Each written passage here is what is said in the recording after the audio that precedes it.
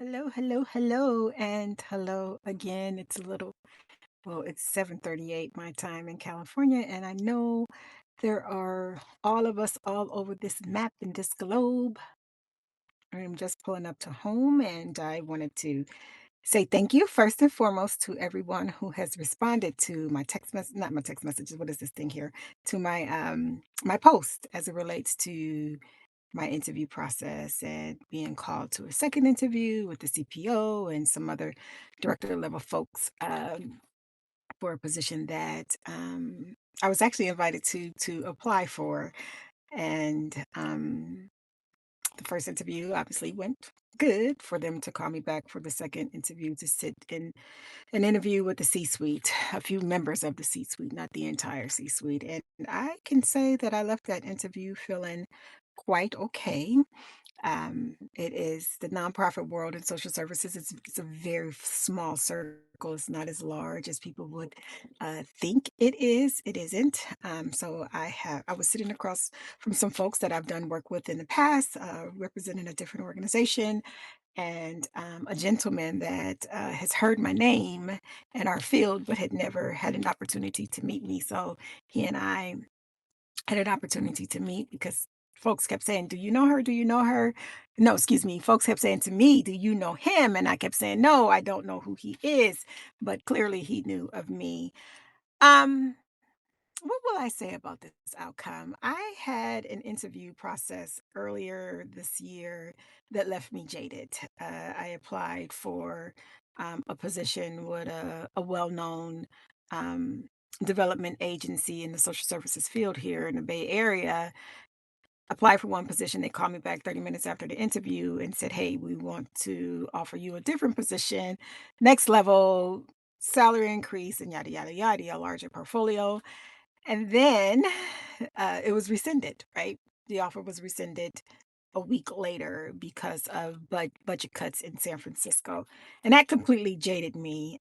So I don't get excited around if I know someone across the table, they know me, they know of my work, and my work speaks for itself. No, because the rug was pulled under me, from that particular interview, did all the right things in that interview to be asked to think about and consider a higher level position with a with another a company. So I say all that to say, it felt good. The conversation, even afterwards, extended longer than a normal interview conversation. The small talk that extended, and it wasn't just small talk. It was really concrete conversation around society today, um, unemployment for Black women, where we are, and the why behind that, um,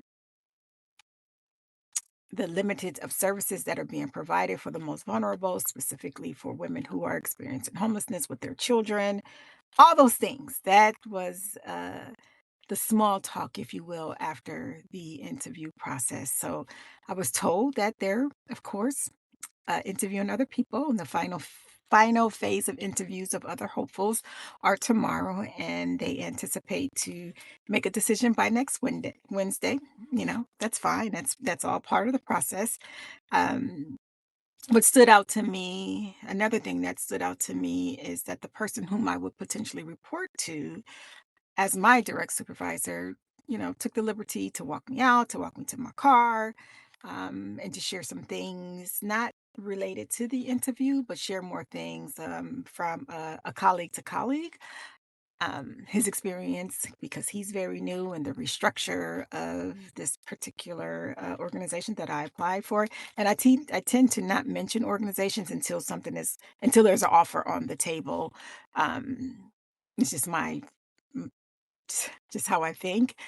So I think that part of him, being relatable and more personable and trying to connect with me is a good sign. But again, I just don't take anything for granted because what happened with me months ago with that other organization really crushed me. I think I was on here crying like a baby because my feelings was hurt, and I was completely devastated because here's the thing. There was when I was laid off a year ago, I said there was 2 organizations that I wanted to work for. One, I am at the second interview for, and the first one, it's not an organization, it's a development firm that 2 that I hold in high reverence from a place of social services and human services for those who need it, for the most vulnerable population, um, underserved, and all the things.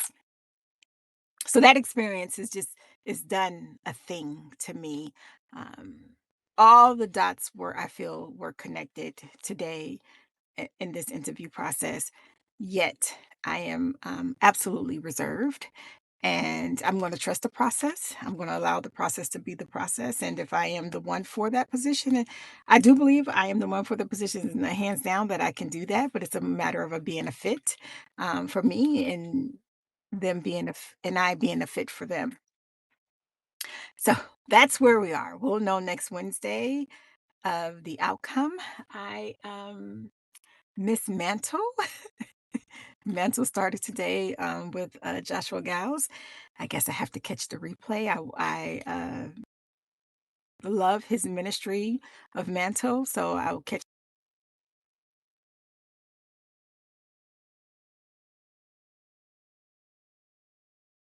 come next Wednesday. I'll connect again and let you all know. Thank you for the 5 who have joined. I appreciate you joining and listening, and we'll see what happens from there. I am going to keep my faith in God. This girl right here believes God and is going to be where He wants me to be. And I'll keep interviewing until it is so with Him, right? So until next time, y'all, have a very good evening wherever you are. And again, thank you for joining me, the 5 of you. And I'll definitely talk to you also. Until next time.